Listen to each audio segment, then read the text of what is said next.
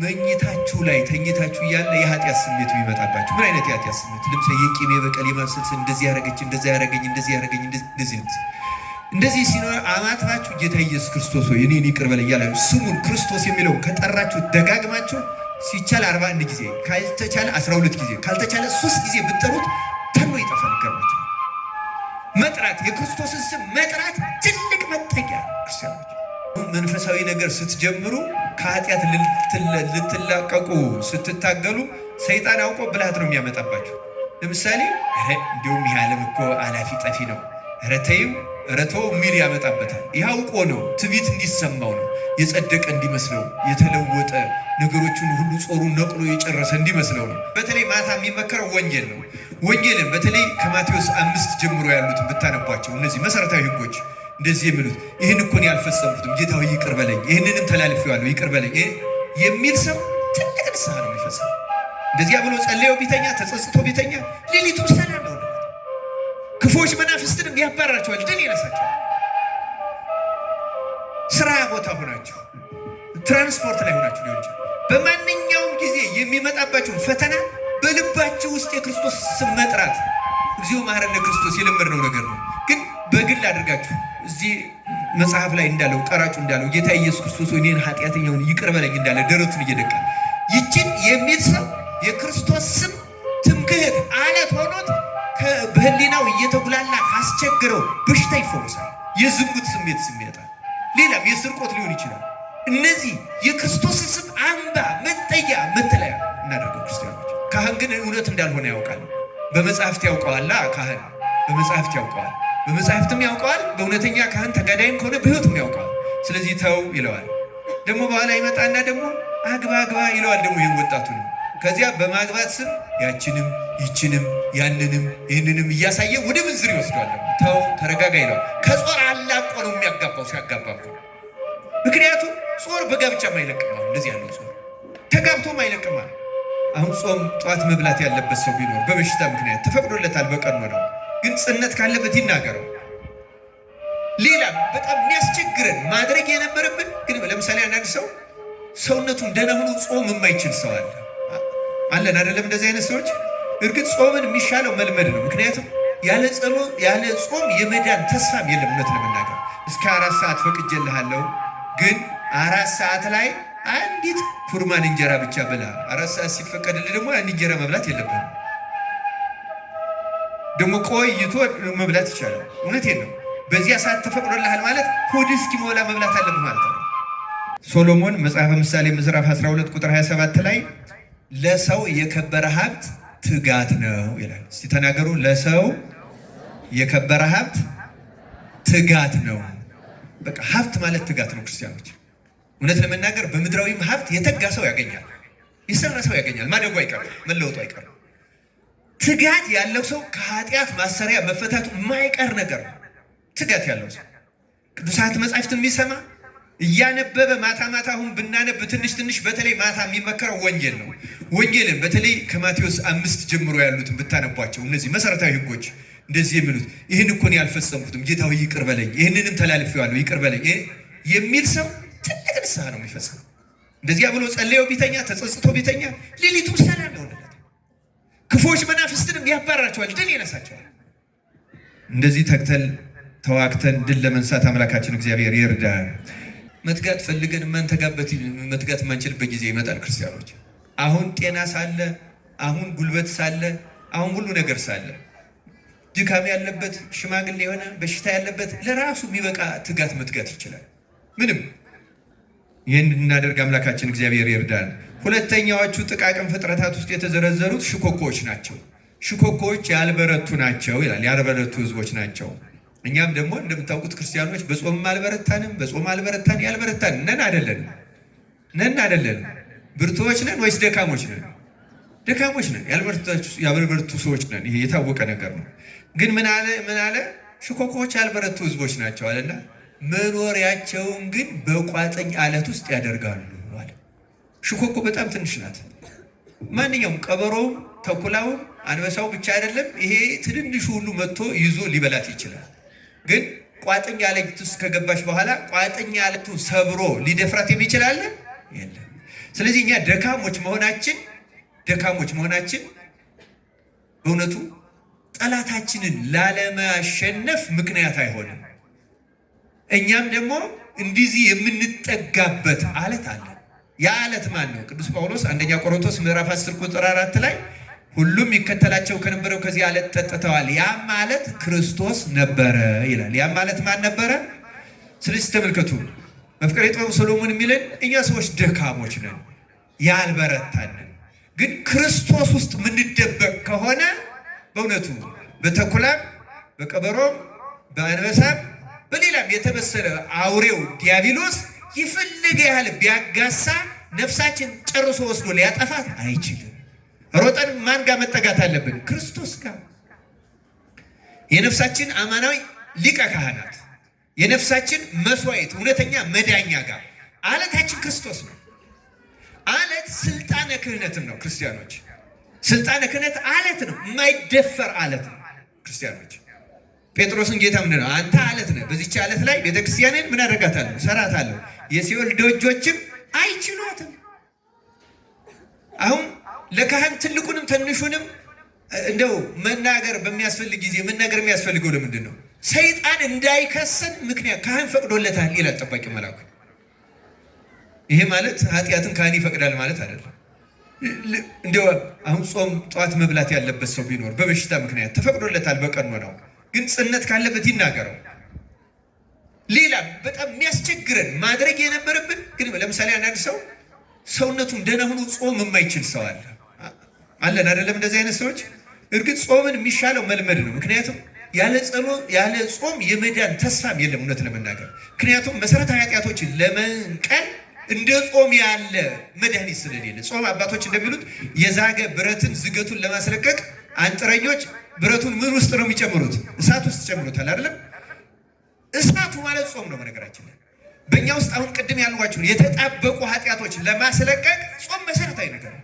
ልክ ነፍስ የጋለ ብረት ከዚያ በኋላ በመዶሻ ነካ ሲያደርጉት እርግፍ እያለ ዝገቱ እንደሚወድቀው ካህን ያን ጸሎተ ንስሐን ሲደግምልን ይቅር በለን ሲል ኃጢአት እርግፍ እያለ ነው የሚወድቀው።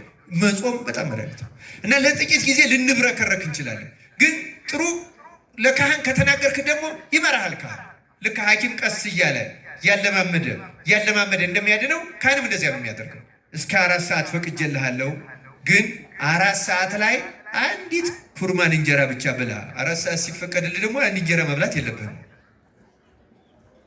ደግሞ ቆይቶ መብላት ይቻላል። እውነቴን ነው። በዚያ ሰዓት ተፈቅዶልሃል ማለት ሆድ እስኪሞላ መብላት አለብህ ማለት አይደል። አቃተው ነፍሱን ሰውነቱን ለማስታገስ ያህል ብቻ ይብላ፣ ይፈቀድለታል።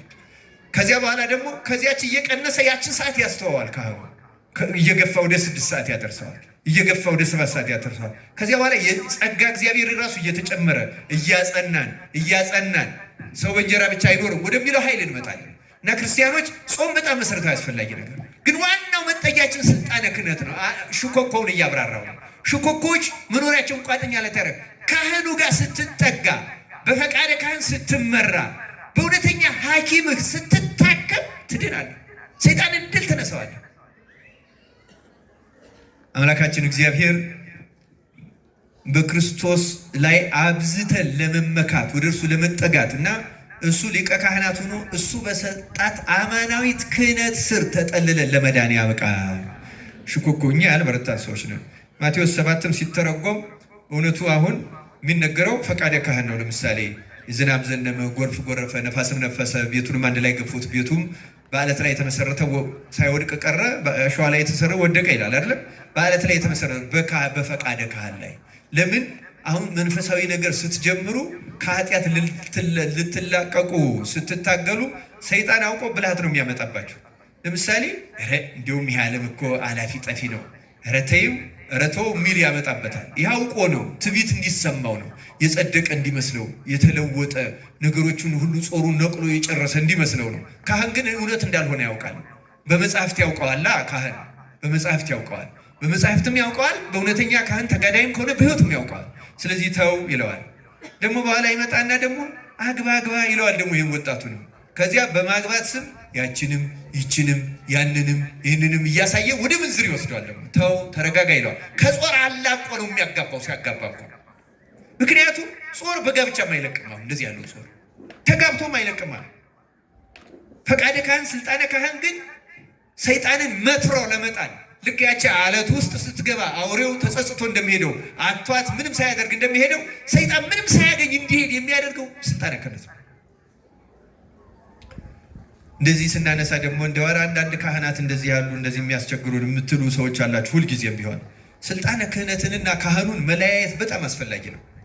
ቅዱስ ዮሐንስ አፈወርቅ እንዲህ ይላል። ይህን በተመለከተ ሲናገር ይህን ራሱን ችሎ መማር አስፈላጊ ነው። እግዚአብሔር ይላል ኢየሱስ ክርስቶስ ሁሉም ካህናት የክርስቶስ አይደሉም፣ በሁሉም ካህናት ግን ይሰራል ይላል። ሁሉም ካህናት የክርስቶስ አይደሉም ማለት ክህነታቸውን አልጠብቅ ብለው ንብረትነታቸው የሰይጣን የሆኑ ይኖራሉ። በስልጣኑ ግን ይሰራል ክርስቶስ። በስልጣኑ ምን ያደርጋል? መልሱልኝ። ይሰራል። ክርስቲያኖች ራሱ ጾር ሲሆን ደግሞ ይተዋል።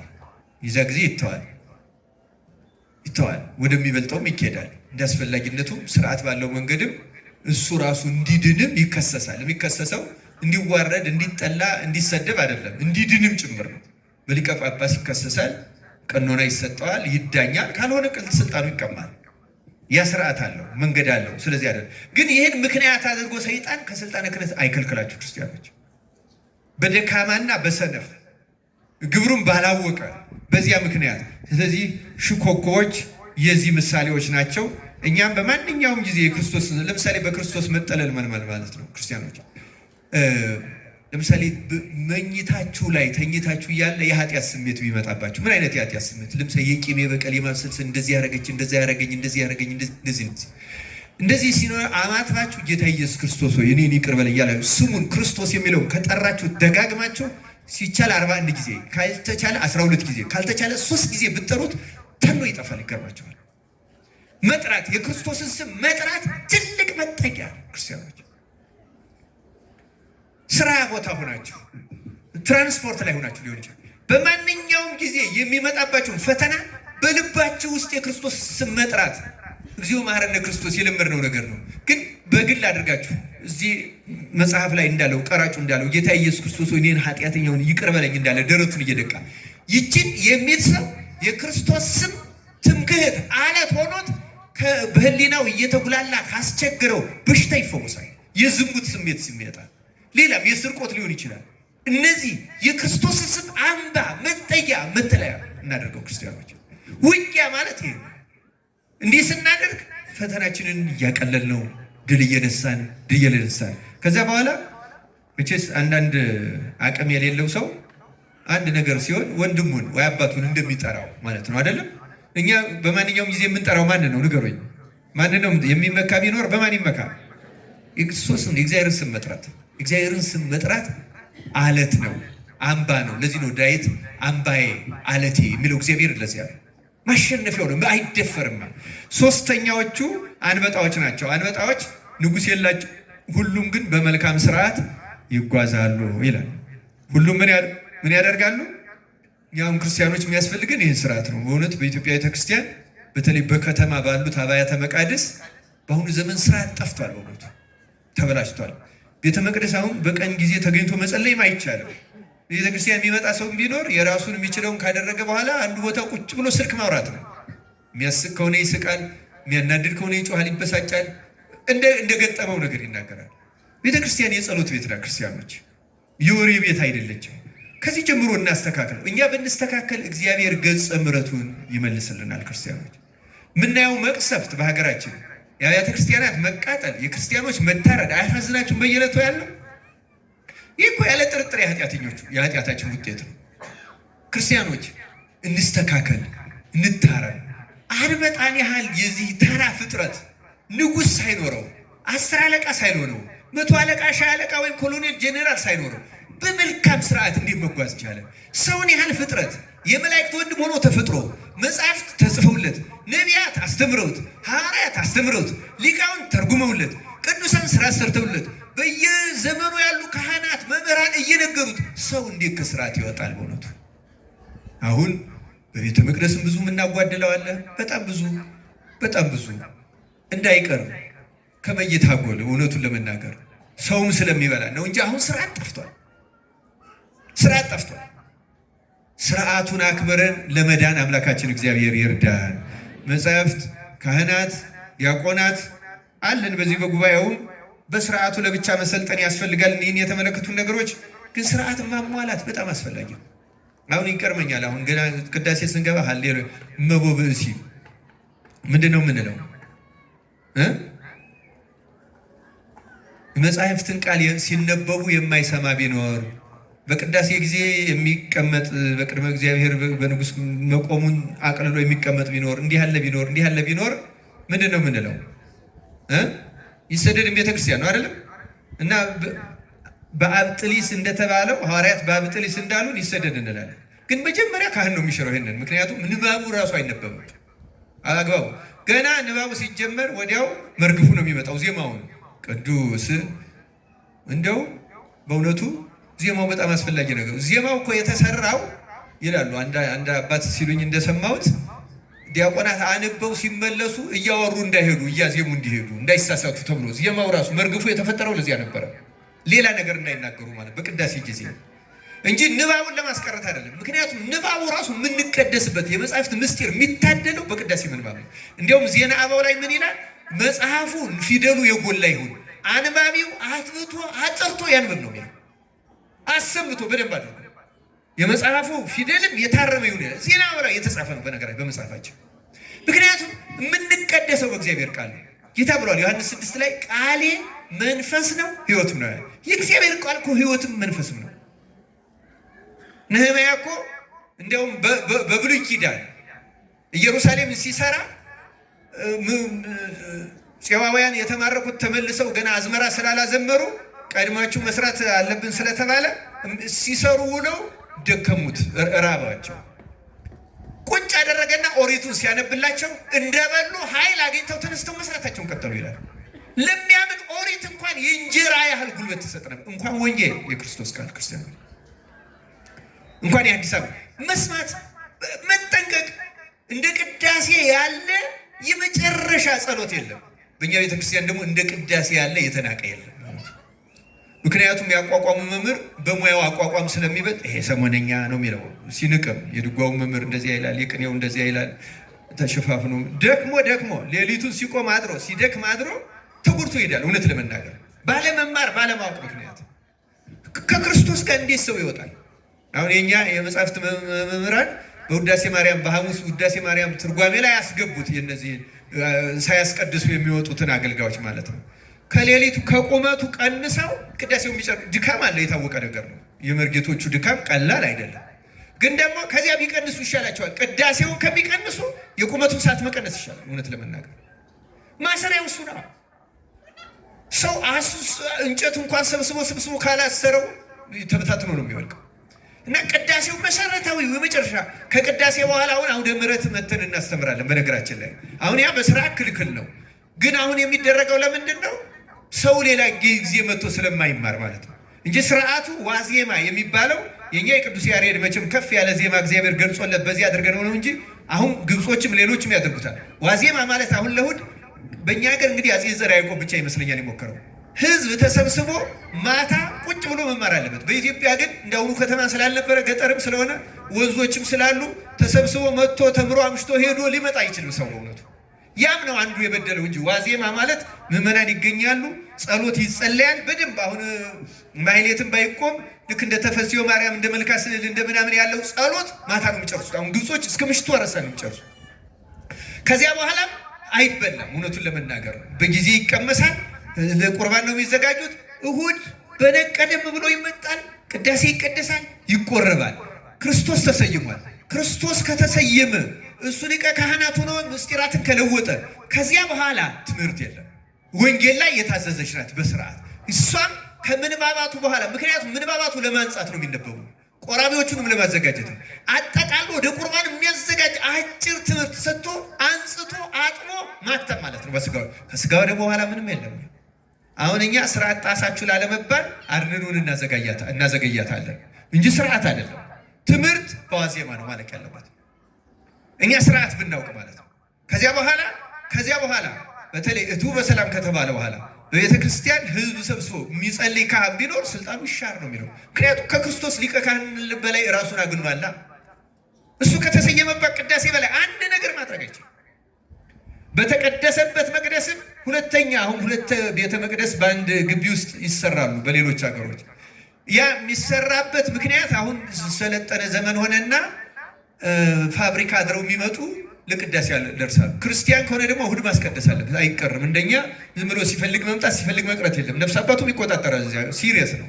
ስለዚህ ምን ያደረጉ እነ ሩሲያ እነ ግብፅ ሁለት ቤተ መቅደስ ያደርጋሉ። ግብጾች እንኳን በመንበር ያደርጉታል። ሩሲያዎች ግን በፍጹም አያደርጉትም። ጠዋት በ12 በነግ ተኝተው ላደሩ ይቀድሱላቸዋል። ፋብሪካ ላደረው ደግሞ ቤቱ ገብቶ ልብስ ቀይሮ ገላውን ታጥቦ ከቻለ 1 ሰዓት 2 ሰዓት እንቅልፉን አስታክሶ 4 ሰዓት ላይ ይደርሳል። 4 ሰዓት በሌላ መቅደስ ቅዳሴ ይገባል። ምክንያቱም ሰንበት ሳያስቀድስ አይውልም። እንዴት ይውላል ክርስቲያን ሆኖ? እንዴት ክርስቲያን ሆኖ ሳያስቀድስ? አሁን ግብጾች የእስላም ሀገር ስለሆኑ እሑድ የሥራ ሀገር ነው በእነሱ። ስለዚህ ቀኖናቸውን ሲኖዶስ ተሰብስቦ ስራ ለዋሉት ማታ ቀድሳለሁ እንጂ ሰንበትን ሳልቀድስ አላሳድርም ብለው እሑድ ማታ የሚቀደስላቸዋል። ይገርማቸዋል። ምክንያቱም ክርስቲያን ሆኖ እሑድ ካላስቀደሰ መቼ ያስቀድሳል? እዚያ ድረስ የወሰዳቸው ህዝቡን ለማዳን ነው። ክርስቲያኖች ስርዓት እንደዛ ነው የሚደረግ። ሰውን ማዳን ነው ዓላማው፣ ማዳን ብቻ ነው። ሌላ ዓላማ የላትም ቤተክርስቲያን። እንግዲህ አንበጣዎች በመልካም ስርዓት ይሄዳሉ የሚለው ነው መነሻችን። ስርዓትን በሲኖዶስ ይስተካከላል፣ ይሻሻላል። ሰውን ለማዳን የሚደረገው ነገር ይደረጋል። ከዚያ ውጭ ግን እንደ ቅዳሴ የከበረ አሁን እኛ እና እነሱ አንድ ልዩነት አለ። ለምሳሌ እኛ ስጋ ወደሙ የተቀበለ ሰው አፉን ይይዛል አይዝም? እንደዚህ በጨርቅ በመሐረም ይይዛል አይዝም? እነሱ አያስይዙም። ለምን? ደሙ በከንፈሩ ላይ እንኳን ካለ ስቦ መጦ ይውሰደው እንጂ በጨርቅ ከነካው ግብጾች ጨርቁን ይቀሙታል። ምክንያቱም የክርስቶስ ደም የነካውን ጨርቅ ያለ ካህን ማንም ስለማይነካው ምዕመን ቤቱ መውሰድ አይችልም፣ ይቀሙታል። ሌሎቹ ደግሞ ምንድነው የሚያደርጉት?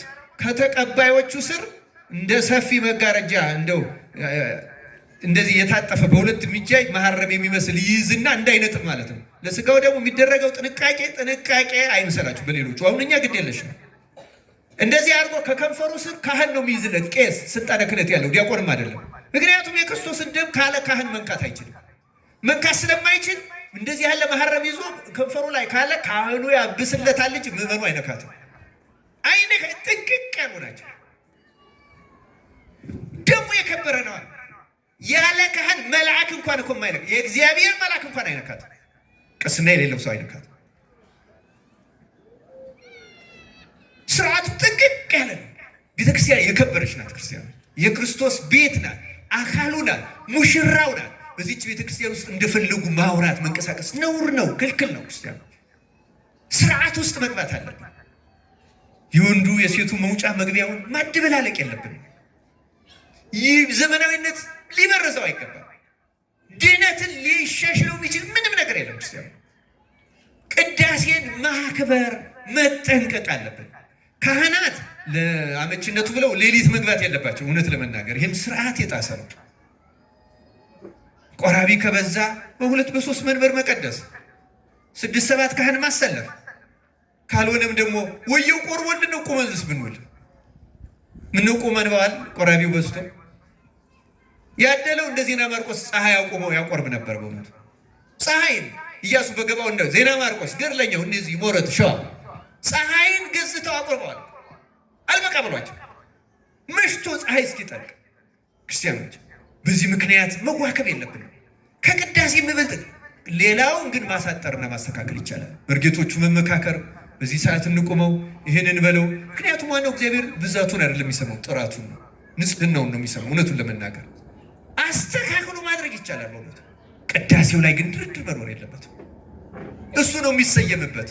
ምናፍረው እኛ ነን፣ ምንቀጣው እኛ ነን። ፍርድም በደብተራ በድንኳን ከካህናት የሚጀምረው በዚህ ምክንያት ነው፣ በምስጢራት ምክንያት ነው ከካህናት የሚጀምረው ፍርድ። ስርዓት ያስፈልጋል። ክርስቲያኖች ስርዓት ጠብቀን ለመኖር ያብቃን። ስለዚህ ከአንበጣዎች ማነስ የለብንም። የመጨረሻዎቿ እንሽላሊት ናት። እንሽላሊት በእጅ ትያዛለች፣ በነገስታት ግቢ ግን ትኖራለች ይላል። በማን ግቢ ትኖራለች? አቡሊዲስ የተባለ የቤተክርስቲያን ሊቅ በነገስታት ነው ያለ፣ በንጉስ አይደለም። ነገስታት ያላቸው ስላሴን ነው። ነፍስ እንደ እንሽላሊት ደካማ ናት። ሰይጣን ሊጨብጣት ይችላል።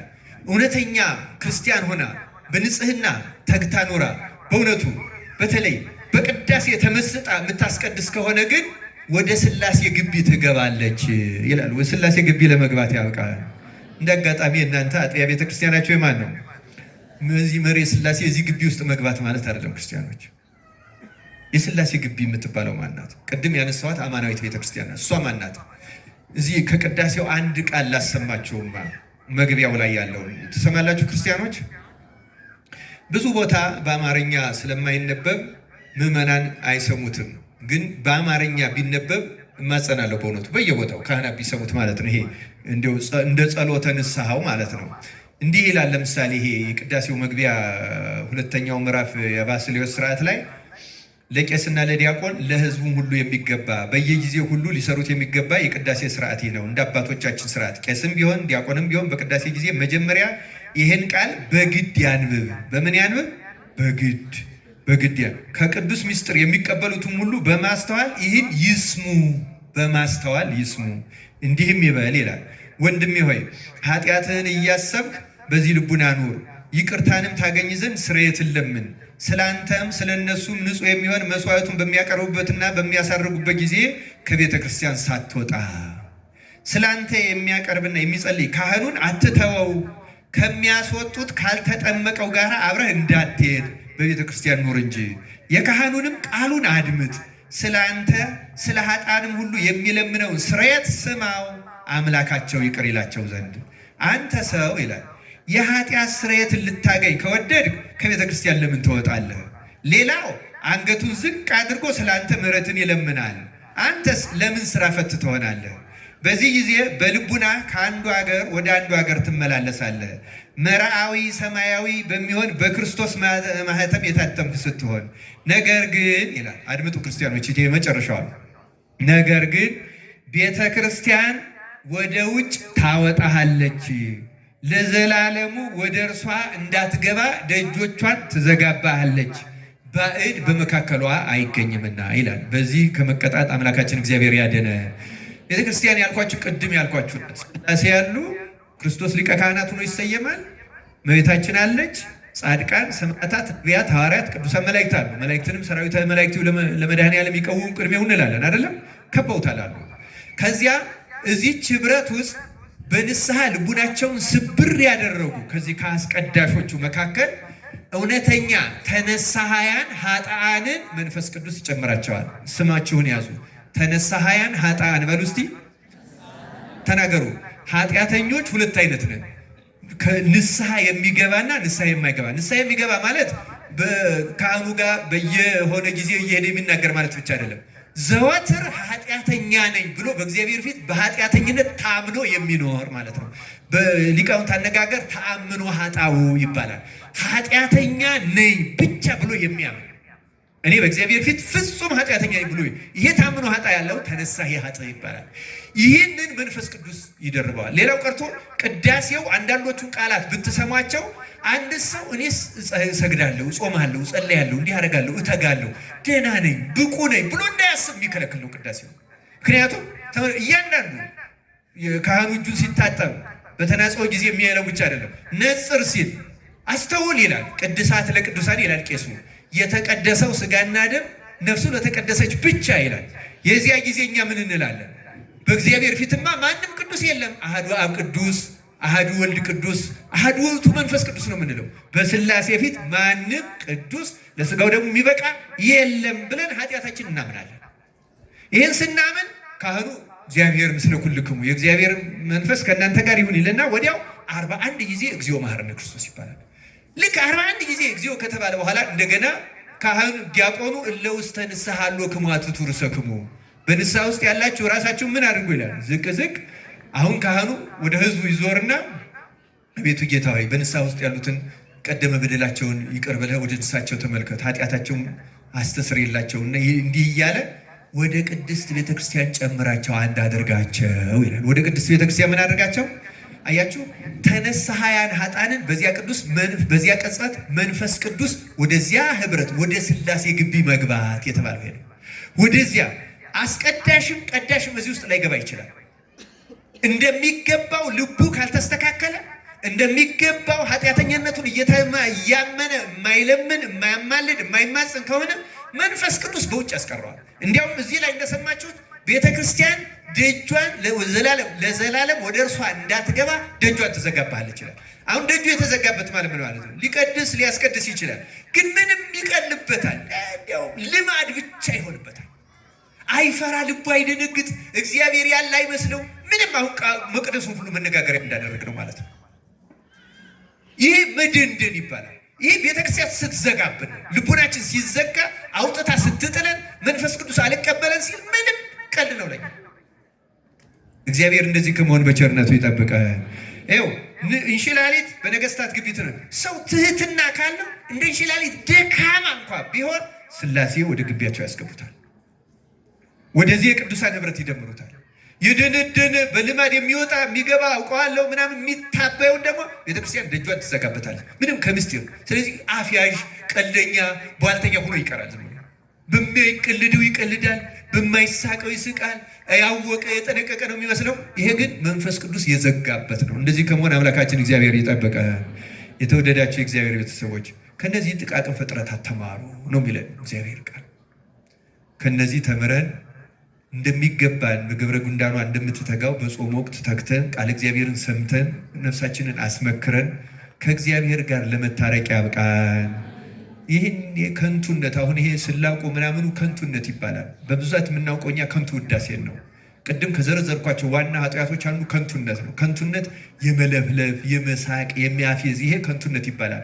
ልክ እንደ ዝሙት እኩል የሚያረክስ ኃጢአት ነው። ክርስቲያኖች የፌዘኝነት በአሁኑ ጊዜ በእኛ እንዲያውም አሁንማ ፌዘኛን ፈሊጠኛ ሁሉ የሚል ስም ሰጥተውታል።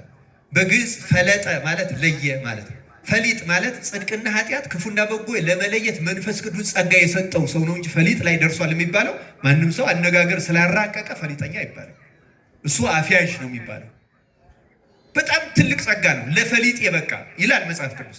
ለፈሊጥ የበቃ ማለት ለጸጋ መንፈስ ቅዱስ የበቃ ብቻ ነው። ፈሊጥ ማለት እኮ ርኩስ መንፈስና ቅዱስ መንፈስን ይለያል። ለስጋው ደግሞ የበቃውንና ያልበቃውን ይለያል። ፈለጠ እኮ ለየ ነው፣ ለመለየት የበቃ የሚደረገው እና ይደረገው ለማወቅ ለመለየት የበቃ እንጂ በውር ድንብሱ የሚሄድና ዝም ብሎ ነገር እያራቀቀ ሰው ሲያስቅ የሚውል ፈሊጠኛ አይደለም። እሱ ከንቱነት ከሚባለው ከስምንቱ ዋና ዋና ኃጢአቶች አንዱ የሰለጠነበት በዚያ መንፈስ የታሰረ ነው።